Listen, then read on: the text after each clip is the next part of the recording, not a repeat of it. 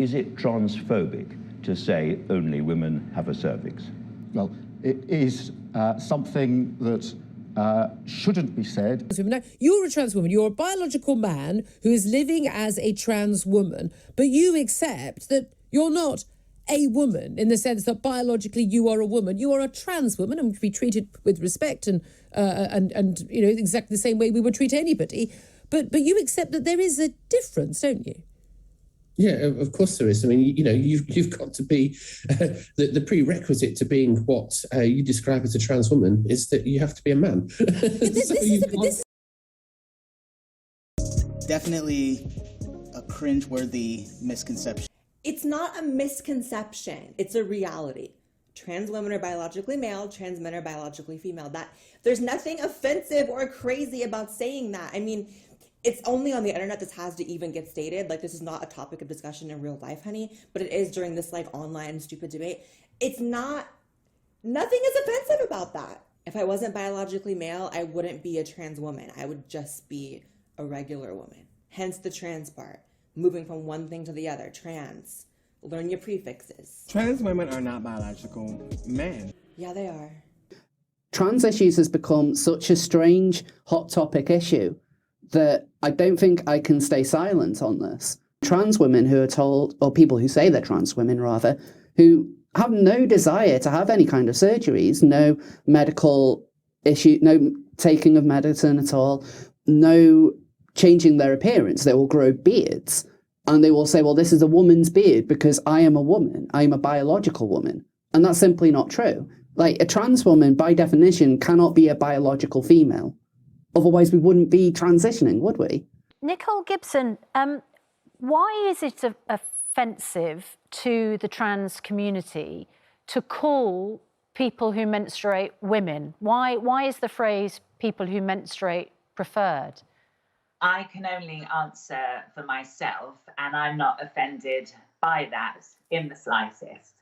I think the problem here is that a lot of the trans activists who are doing a lot of the talking have got a huge chip on their shoulder, and they're very aggressive with how they put their own opinions across.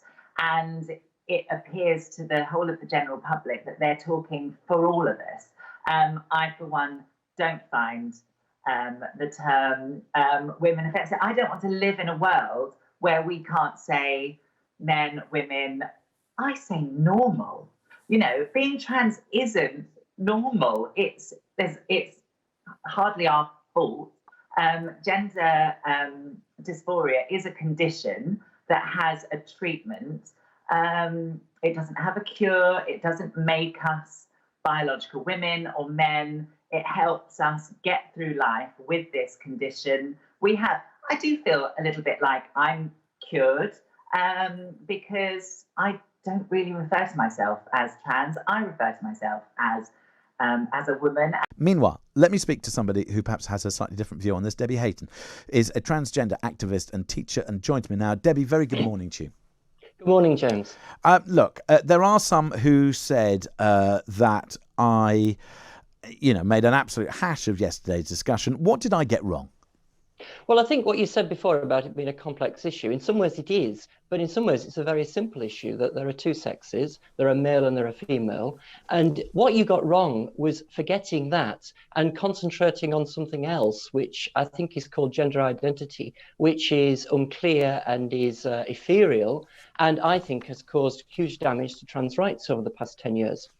We need to refine trans rights in reality, not on this fantasy. I'm not a great expert on trans, but what I do understand is that for a very small number of people, their lives have been made living hell because of the attitudes of others who are very vehement in their views and their opinions on it because they don't think it's right or should be allowed.